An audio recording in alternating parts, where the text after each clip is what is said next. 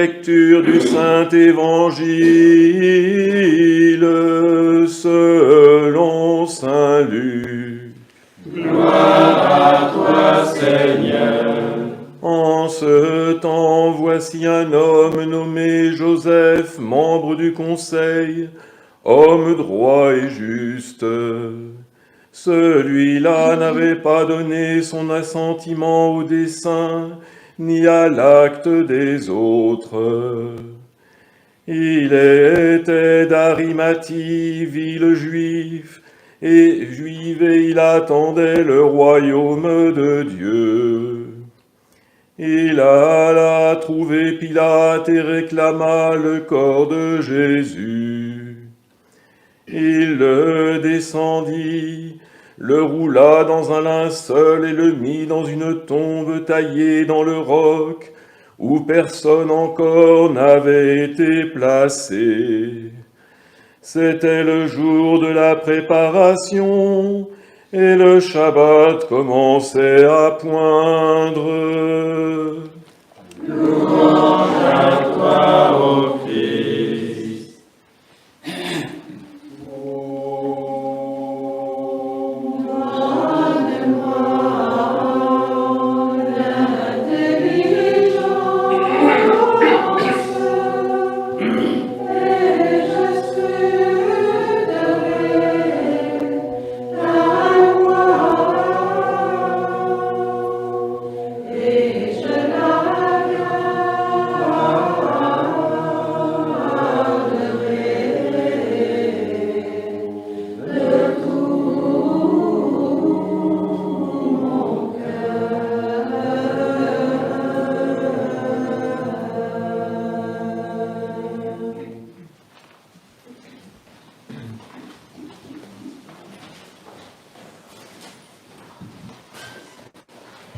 Au nom du Père, du Fils et du Saint-Esprit. Amen. Nous fêtons aujourd'hui Saint Joseph d'Arimathie, notre saint fondateur, avec Aristobule. Je voudrais vous rappeler la vie et l'histoire de Saint Joseph d'Arimathie et en tirer quelques enseignements pour nous, pour notre vie spirituelle. Alors, Saint Joseph d'Arimathie, il est d'Arimathie, ça veut dire une ville qui s'appelle Har Hamathaim, qui se trouve au nord de Jérusalem, qui veut dire les hauteurs. C'est le grand-oncle, d'après ce que dit la tradition, puisque je vais m'inspirer de la tradition et des 4 évangiles qui parlent de Joseph d'Arimathie. C'est le grand-oncle maternel de Jésus. Il est a priori le frère de Zacharie. C'est un homme riche, c'est un homme bon, juste. C'est un membre du conseil du Sanhédrin, qui est en fait le conseil qui gouverne, qui légifère à Jérusalem.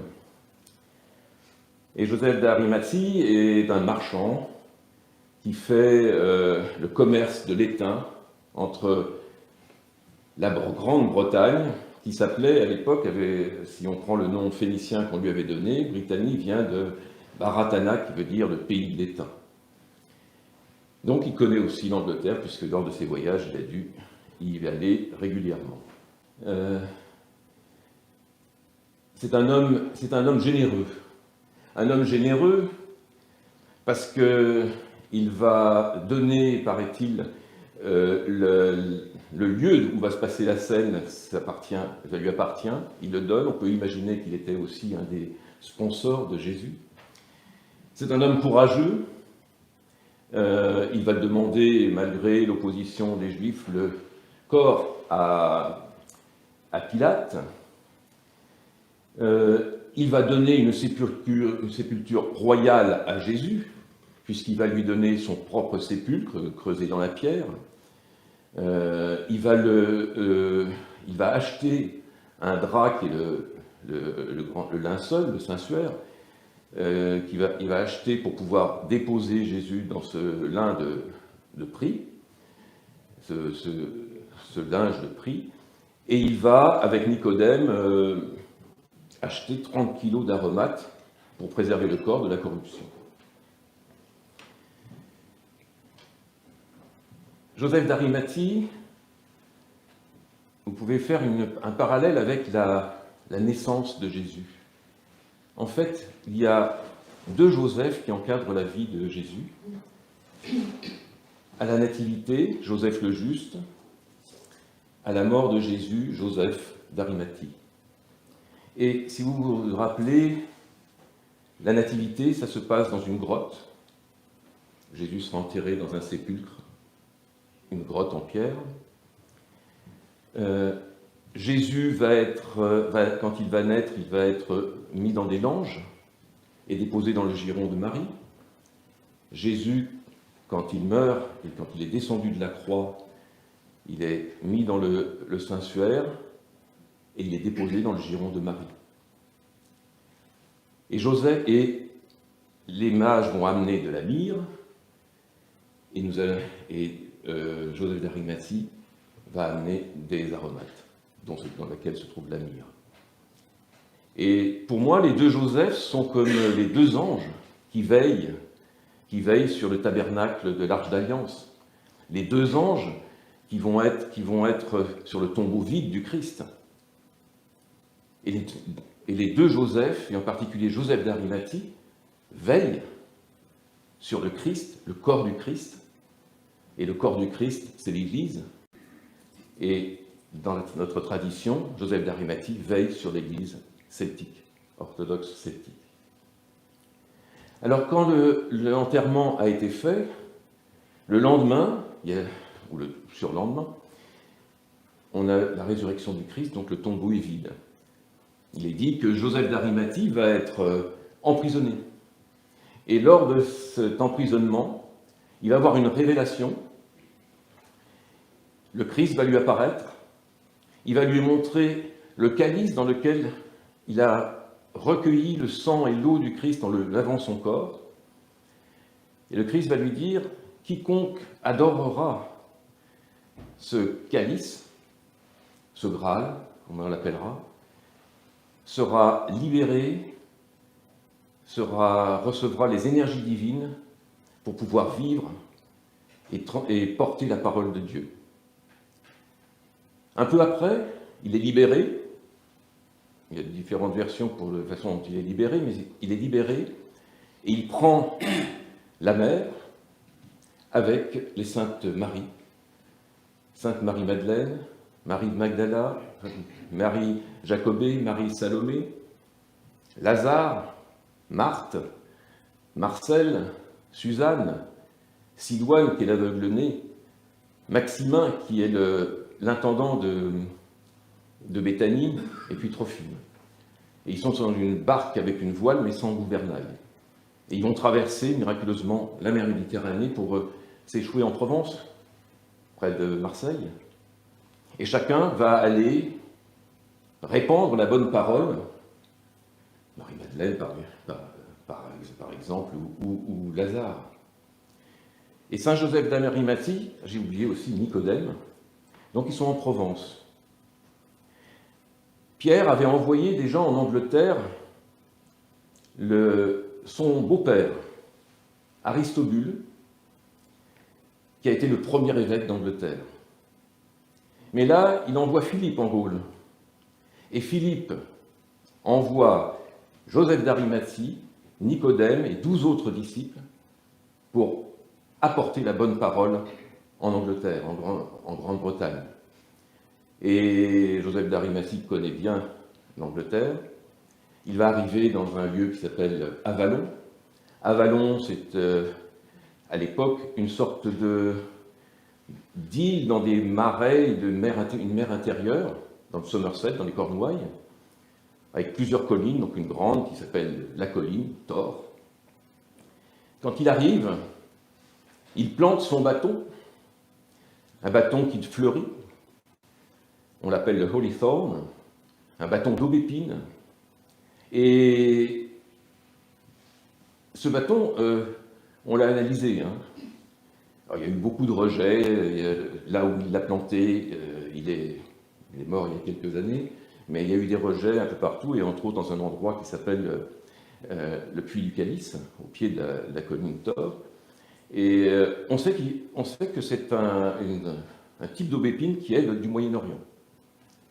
Elle a une particularité, c'est qu'elle fleurit à Noël et au printemps, 2 fois. Non pas avec les boutures, mais avec les greffes que l'on fait.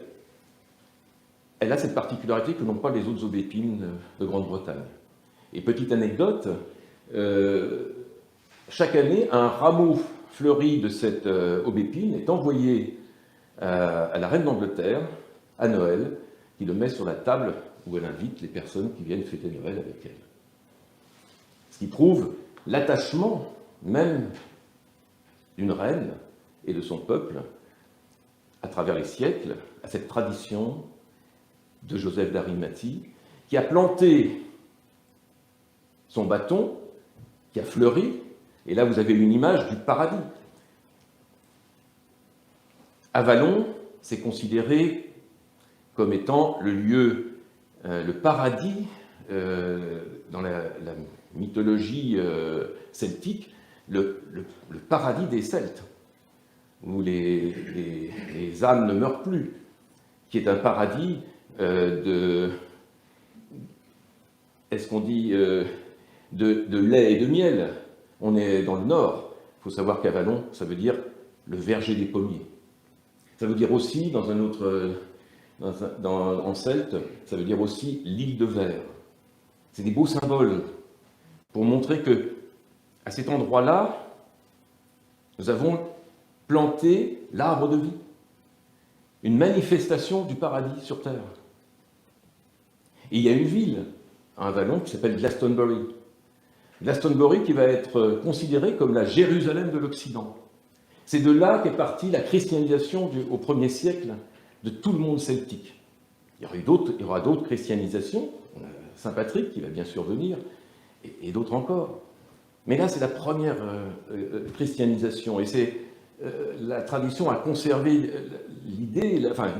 l'histoire de cette communauté de 14 disciples de Jésus qui ont installé la première chapelle à Marie, une chapelle en bois, je pense avec de la chaume, et au centre duquel, la tradition dit qu'il y avait le calice, le Graal, qu'il contemplait tous les jours, où il prenait des forces, comme dans le monde celtique, où on prenait des forces dans le chaudron magique des dieux.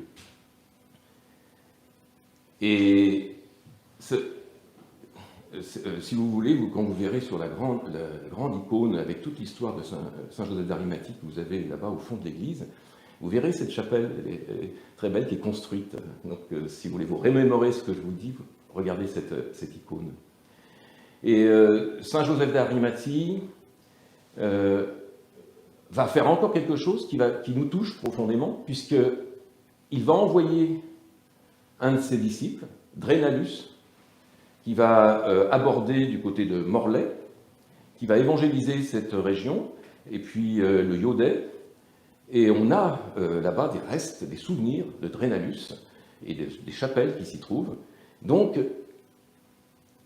Saint Joseph d'Arimathie, qui va mourir à 86 ans, à peu près en 63, je crois, il est vraiment celui qui garde, qui veille sur le corps du Christ, donc sur notre Église, et qui veille sur la Bretagne, et la Grande-Bretagne bien sûr, mais qui veille sur notre région adorée. Alors, quels enseignements peut-on tirer de cette vie de Saint Joseph d'Arimathie? Je retiendrai juste 3 éléments. Le premier, je dirais, c'est un élément où on pourrait dire que le chrétien passe par des phases où il est peut-être sympathisant du Christ, mais il n'est pas encore l'ami du Christ. Vous voyez, Joseph d'Arimathie, pendant toute sa vie, il a aidé Jésus, ça c'est clair. Il était disciple secret de Jésus. Disciple secret. En fait, il ne manifestait pas dans la société sa reconnaissance ou son intérêt qu'il avait pour Jésus. Mais il n'avait pas encore rencontré Jésus. Il était encore, ce que dit Jean, parmi tous ceux, et nous sommes comme lui, en tout cas je suis comme lui. Quelque part, parfois, je préfère peut-être la gloire des hommes à la gloire de Dieu. Et ça, c'est un travers que tout chrétien peut avoir, jusqu'aux églises qui peuvent avoir ce travers, c'est-à-dire de préférer plaire aux hommes plutôt que plaire à Dieu. Et qu'est-ce qui a fait transformer Joseph d'Arimathie, qui a pris quand même le corps vu au-dessus de tout le monde et qui ensuite va devenir un apôtre? Ben c'est sur la croix, quand il a vu le Christ sur la croix. Il a vu son ami qui est mort et qui est mort pour lui. En fait, qui s'est substitué à lui, puisqu'il va le déposer dans le sépulcre, dans son propre sépulcre. On ne devient vraiment chrétien que quand on dépose le Christ dans le sépulcre de notre cœur, qu'on fait passer notre cœur de pierre au cœur du Christ, qui vit en nous. Et à ce moment-là, on peut devenir vraiment ami de Dieu, mais ami au sens, je peux mourir pour lui, je peux mourir pour le Christ.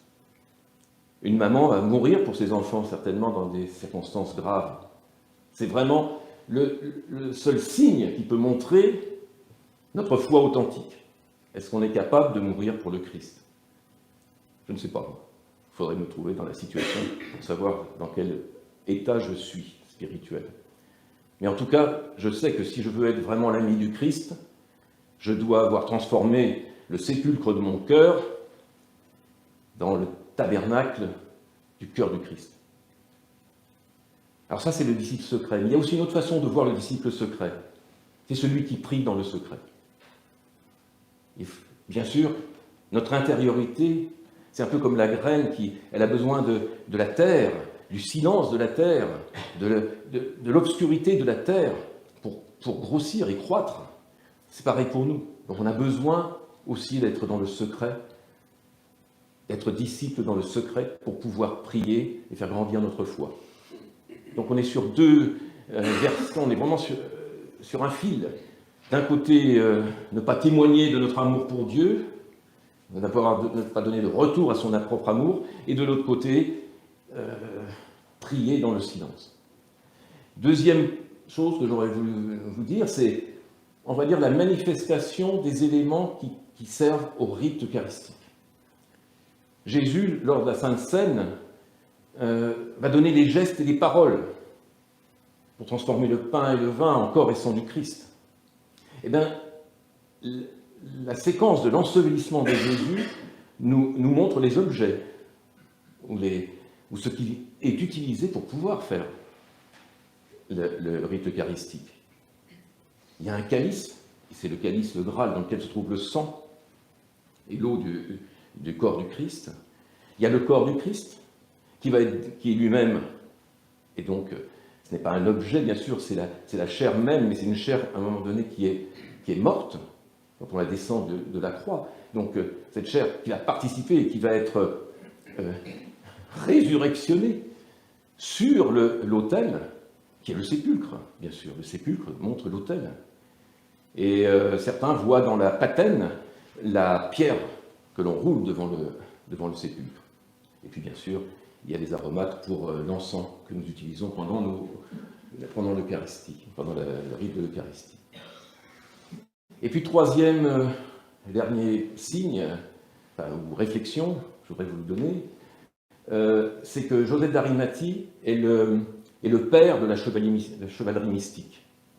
Si vous voulez, la conscience de la chevalerie chrétienne est venue à partir de la quête du Graal, qui a été mise en lumière par la littérature médiévale. La quête du Graal, mais en fait, c'est la quête du chrétien.